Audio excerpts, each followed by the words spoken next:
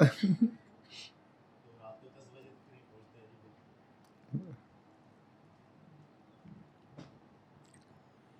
प्रश्न है, पूज्य स्वामी जी महाराज प्रणाम। कृपया क्रोध को समाप्त करने का उपाय बताएं। क्या गुरु कृपा से ही सब विकार समाप्त होते हैं या अपना भी पुरुषार्थ लगाना पड़ता है? नम्रता का गुण कैसे सहज आ सकता है? कृपा करें, रमा।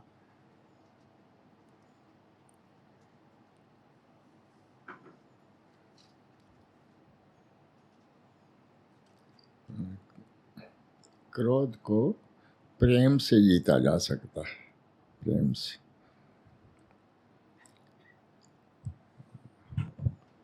और दूसरा उपाय है क्रोध को साक्षी बन के देखना। जब क्रोध आए तो उसके साथ तद्रूप मत हो, उसको दृष्टा बन के देखें तो वो शांत हो जाएगा। एक उपाय है।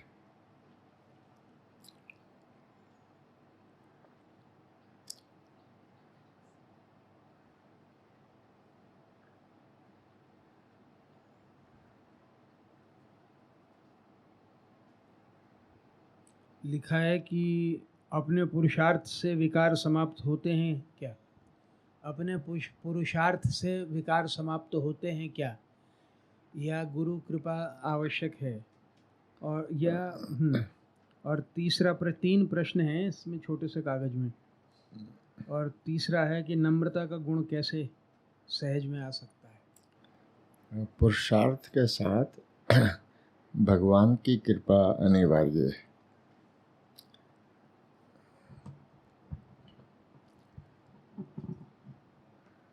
पुरुषार्थ तो करना ही चाहिए, और जब पुरुषार्थ पूरे यत्न से किया जाता है तो वो भगवान की कृपा को आकर्षित करता है। वैसे तो भगवान की कृपा सब पर है, लेकिन सबको मिलती नहीं है।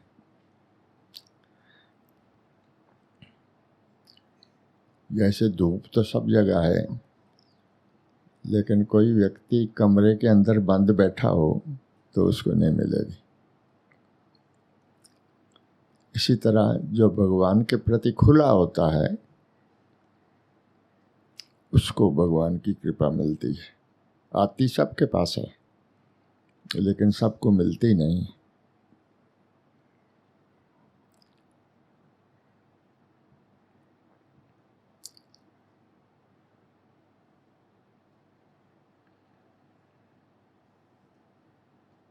भगवान में सदा होना अनिवार्य है,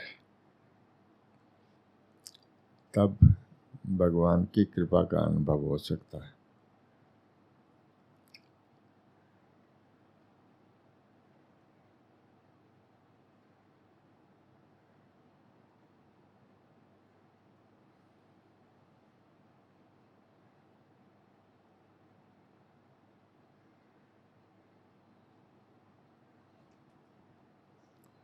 श्रद्धा जो है वो जीव के मन को खोलती है, तब जीव भगवान की कृपा को प्राप्त कर सकता है।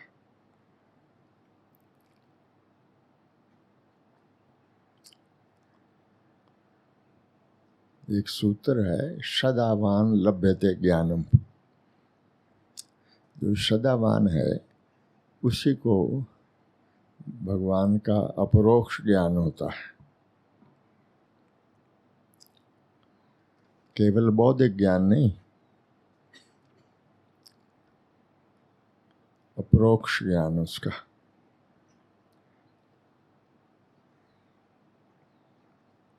श्रद्धावान लभ्यते ज्ञानम, ऐसा सूत्र है।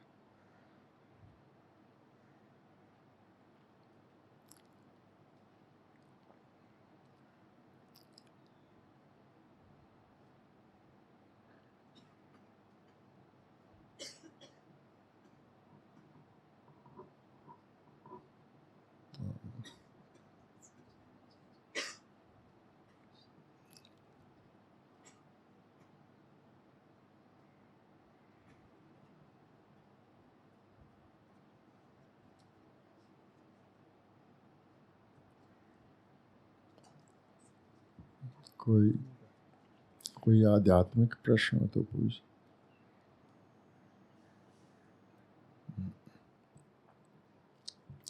प्रैक्टिकल अप्रोच में ऐसा लिखा है, most commonly there are 3 things in the world that allure and entice and assail the mind of man. These are wealth, name and fame, and lust. And then you write there is another allurement too, that is the allurement of heaven. The desire to go to heaven is, as a matter of fact, nothing but an extension of the desire to enjoy the sense objects on a longer scale and on a larger scale and for a longer period, because the subtle objects of heaven are supposed to yield more sensory thrills.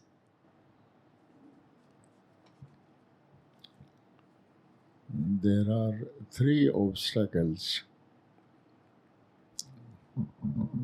in the path of God realization or self-realization. One is mal, the impurity of mind. The second is vikshep, the unstability of mind, the wandering of mind. Mal, vikshep and avaran. And avaran is veil of ignorance. These 3 are the obstacles in the path of God realization. But the veil is removed when the mind is purified and is not wandering. When mal is removed and vikshep, wandering of mind, is also transcended, then one can have the direct experience of one's self as one cannot see one's face as it is in a mirror which is not clean and which is moving. The mirror must be clean and must not be moving. Then you can see your face as it is in the mirror. Mind is like a mirror. It should be purified and it should be made stable. Then one can have the direct experience of one's true self or God.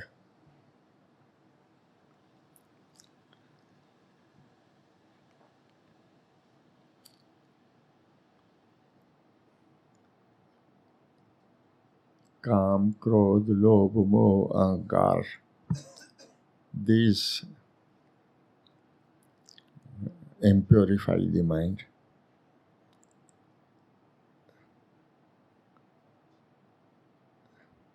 These make the mind impure. Desire जो है, जब मन में नहीं रहती, सब desire शांत हो जाती, तब अपने वास्तविक स्वरूप का अनुभव होता है, पर ब्रह्म का अनुभव होता है. I will translate it in English.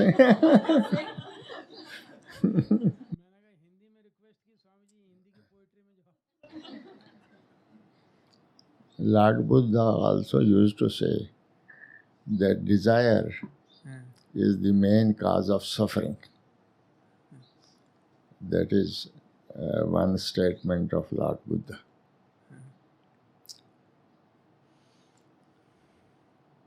The main cause of suffering is desire.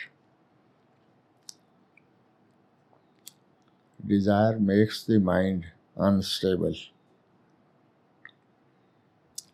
And one cannot have the direct experience of real self when the mind is not stable, when the mind is moving when the mind is wandering. So these obstacles have to be removed. The impurity of the mind and the instability of the mind.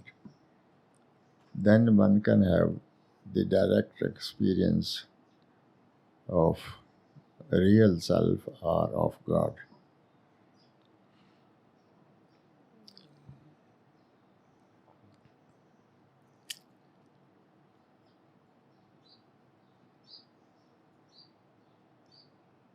मोह जो है वो भी मन को स्थिर नहीं होने देता. मोह, अटैचमेंट.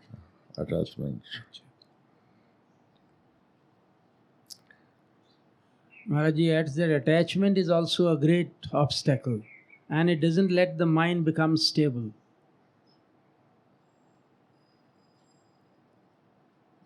सबसे बड़ा मोह तो अपने शरीर के साथ होता है.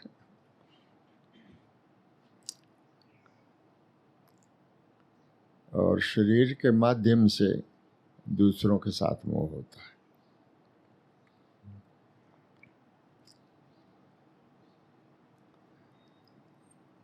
साधारण व्यक्ति तो है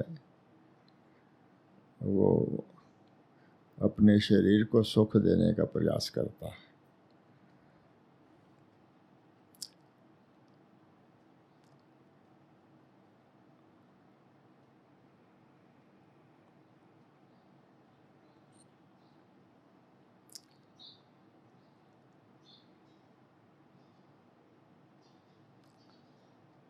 नारायण हरि भक्त की प्रथम यही पहचान, आप अमानी हो रहे देत और को मान.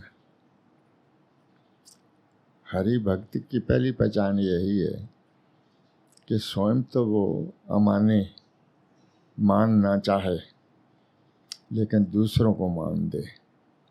आप अमानी हो रहे देत और को मान. ऐसी एक नारायण भगवान के भक्त हुए हैं, उनकी पोएट्री का श्लोक है. आपकी पुस्तिका में काफ़ी उनकी बातें लिखी हैं. आपकी डायरी में उनकी काफ़ी बातें लिखी हैं, उनके दोहे.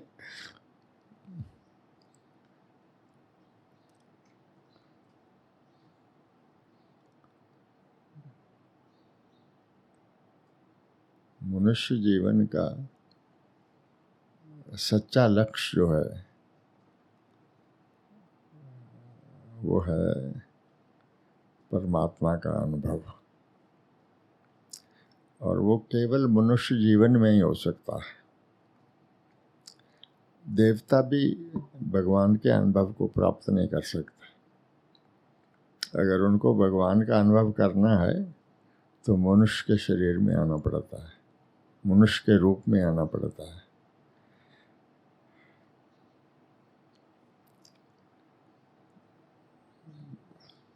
मनुष्य जो है वो सांसारिक भोगों के लिए नहीं है. पशु जो हैं, पक्षी जो हैं, वो अधिक सांसारिक भोग भोग सकते हैं.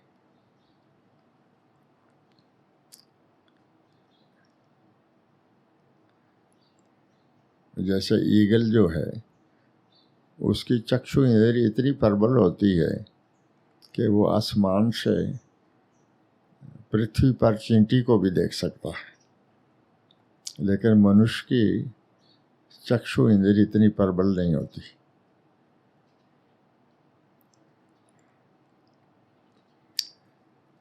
तो इंद्रियों की शक्ति मनुष्य की अपेक्षा पशुओं में अधिक होती है, पशुओं में, पक्षियों में अधिक होती है. लेकिन सोचने की शक्ति, विचार शक्ति केवल मनुष्य में अधिक होती है, मन में अधिक होती है. मनुष्य शब्द जो है वो ही मन से बना है. मन एव मनुष्य नाम कारणम बंध मोक्ष्यो. मनुष्य का जो मन है वही बंधन और मोक्ष का कारण है. जो अस्थिर मन है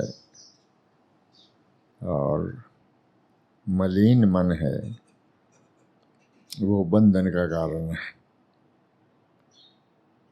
और जो स्थिर मन है और शुद्ध मन है वो मोक्ष का कारण है। मनुष्य का मन जो है, मन एव मनुष्यानाम कारणम बंध मोक्ष। काम, क्रोध, लोभ, मोह, अहंकार जो है ये मन को अशुद्ध बनाते हैं। केवल अशुद्ध ही नहीं बनाते परंतु अस्थिर करते हैं।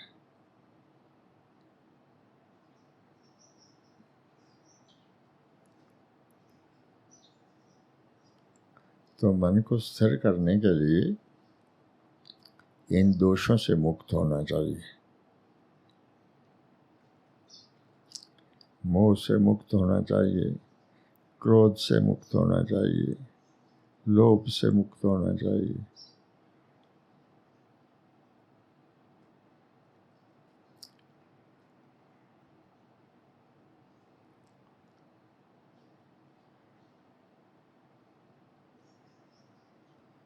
जगत का मोह जो है उसको भगवान के प्रेम में बदला जा सकता है।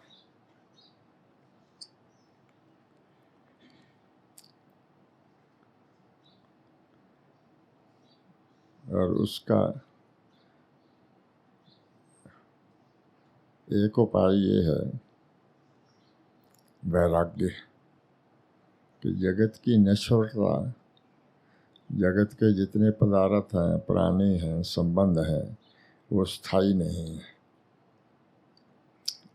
अगर ऐसा मनन किया जाए तो मन में वैराग्य, जगत से वैराग्य होता है।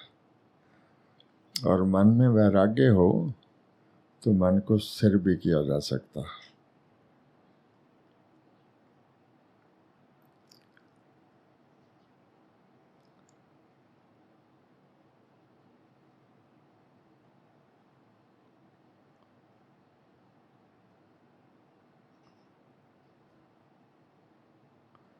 मन का निरोध जो है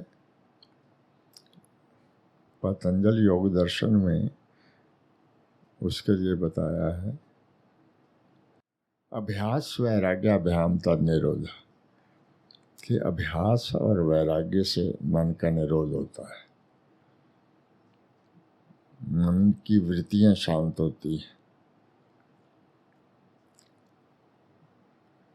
मन को स्थिर करने का अभ्यास और जगत से वैराग्य, प्राणी पदार्थों संबंधों से वैराग्य। अभ्यास वैराग्याभ्याम तद निरोध। अर्जुन ने जब भगवान से पूछा था, कृष्ण से, कि मन को कैसे स्थिर करें, तो उन्होंने भी यही जवाब दिया था, अभ्यासेन तु कौन्तेय वैराग्येन च गृह्यते। हे कुंती नंदन, अभ्यास और वैराग्य से मन को कंट्रोल किया जा सकता है। गीता में ऐसा श्लोक है।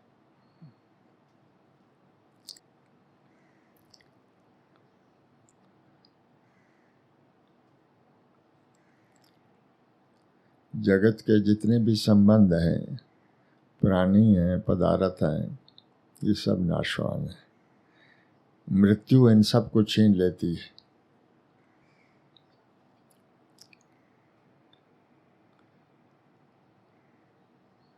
इनसे मुक्त होना आत्मबोध के लिए और भगवान के बोध के लिए अनिवार्य है। मोह से मुक्त होना, क्रोध से मुक्त होना, लोभ से मुक्त होना, ये आत्म अनुभूति के लिए अनिवार्य है।